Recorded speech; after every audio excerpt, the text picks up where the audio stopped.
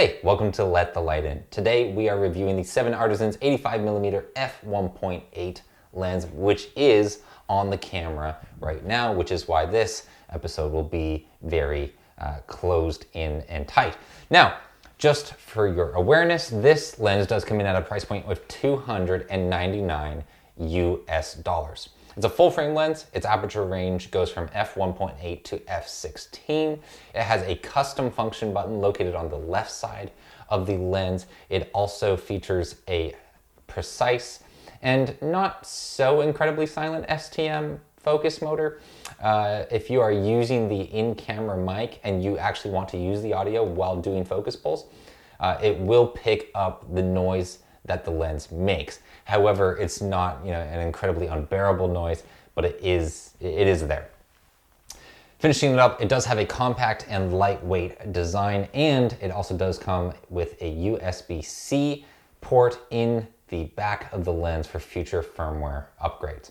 Now, talking about the aperture ring and the focus ring of this lens, the focus ring and the aperture ring are both very incredibly heavily damped. It's actually somewhat difficult to turn both the focus ring and the aperture ring. Now, slow, small adjustments, that fine tuning of the focus, it's gonna be coming in handy at that point, but any kind of quick snap rotations, good luck. Good luck with that. It's not impossible, it's just certainly, I think this would probably be the heaviest damped focus ring that I've ever used. There's no hard stop on the aperture ring between f16 and automatic aperture, so you can just scroll past it there. And the aperture ring is also declicked as well.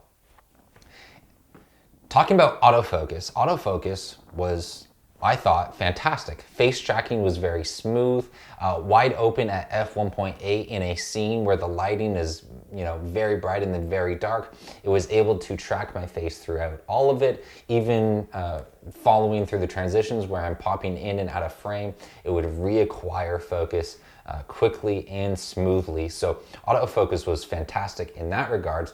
And then putting it through some focus pulling tests, it was also impressive there, where it was able to grab focus even when the subject that we were trying to grab was very close and to the side of the frame. And you will notice within those focus pulling tests that focus breathing is certainly present in this lens. Taking a look at chromatic aberrations, this lens was very clean in its performance.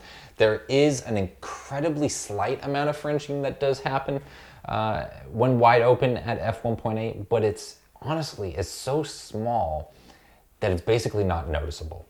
So you're gonna get away with it with this lens. Overall, this lens has a really good build quality. You can notice that it is missing some of the premium features, such as it doesn't have any weather sealing. The ring around the custom function button does jut out a bit and you can feel it. It's not annoying, it's just something I noticed. But for $299, there is certainly very little to complain about with this lens. You're getting a very well-built lens for the price point. That is absolutely for certain. And overall, this lens is great because it's an affordable lens that does a highly respectable job in all of the areas, right? We've talked about focus, tracking, did very well there. Facial recognition was very strong. It was able to follow it, no problems at all. Wide open at f1.8, it was still able to track. And not only that, but the wide open images that it produces are very clean. You're not suffering from a bunch of fringing going on and chromatic aberrations messing it up. If you are in the market for an affordable portrait lens, then this lens is certainly a very good option for you. $299, that's US dollars right now. I think it would make a very nice option if that is what you're looking for. The links to purchase it are down below if you are interested.